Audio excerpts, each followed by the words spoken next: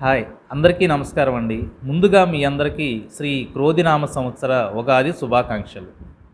ఈరోజు మనం మన తెలుగువారికి ఎంతో ఇష్టమైన మొట్టమొదటి పండగైనటువంటి ఉగాది పండగ గురించి తెలుసుకుందాం. ఈ ఉగాది ఎలా జరుపుకోవాలి, ఈ ఉగాది రోజు చేయకూడని పనులేంటి, చేయవలసిన పనులేంటి, అసలు ఈ ఉగాది ఎలా వచ్చిందనేది మనం పూర్తిగా తెలుసుకుందాం. తెలుగు ప్రజలు ఎక్కువగా ఉపయోగించే చంద్రమాన పంచాంగం ప్రకారం మొదటి నెల చైత్రమాసం.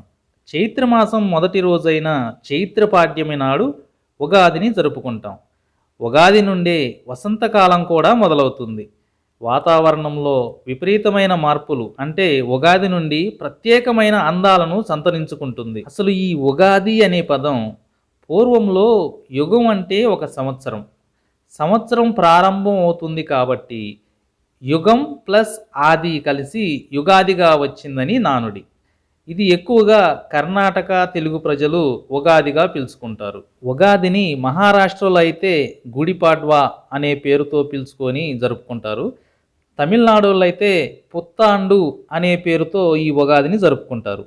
మలయాళీలు విషు అని, సిక్కులు వైశాఖి అని, ఈ విధంగా మన భారతదేశంలో అనేక రకాలైన పేర్లతో ఈ ఉగాదిని జరుపుకుంటాం. ఊ అంటే ఉల్క నక్షత్రం, గా అంటే గమనం.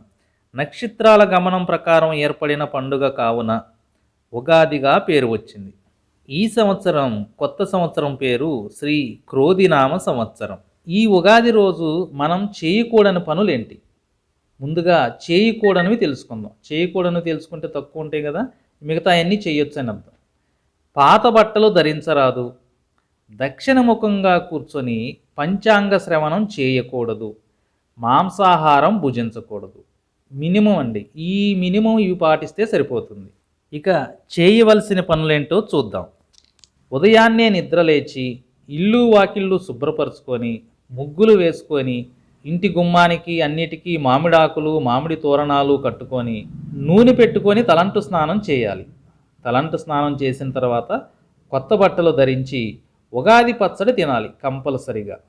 తరువాత ఏవైనా సరే కొత్తగా వచ్చేటటువంటి వ్యాపారాలు కానీ పనులు కానీ ఏవైనా చదువుకు సంబంధించి కానీ ఏదైనా సరే కొత్తగా ప్రారంభించేవి ప్రారంభిస్తారు. కొత్త బైకులు కావచ్చు, ఏవైనా కావచ్చు. ఈ ఉగాది రోజున ఏది చేసినా చేయపోయినా ముఖ్యంగా చేయవలసిన పనులు రెండు. ఒకటి ఉగాది పచ్చడి తినటం, రెండు మన తెలుగువారికి సాంప్రదాయంగా వస్తున్నటువంటి ఎంతో ఇష్టంగా చేసే పని పంచాంగ శ్రవణం, పంచాంగాన్ని వినటం. ఈ రెండు తప్పనిసరిగా చేయాలి.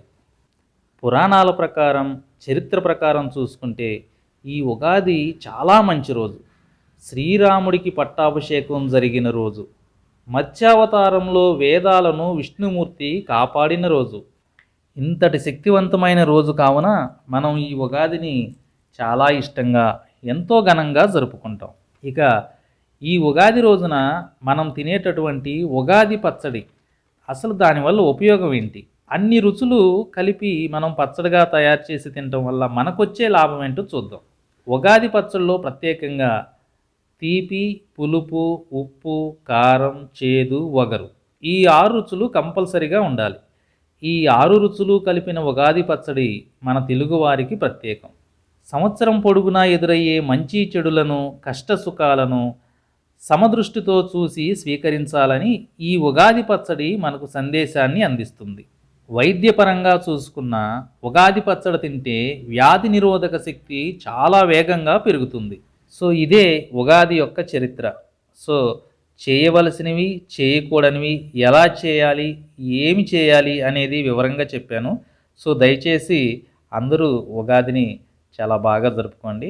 హ్యాపీ ఉగాది. మనకి పాడ్యమి గడియలు సోమవారం రోజు 11:50కి స్టార్ట్ అయ్యి మంగళవారం రాత్రి 8:30కి ముగుస్తాయి. కాబట్టి మంగళవారం రోజే మనం ఉగాదిని జరుపుకుంటాం.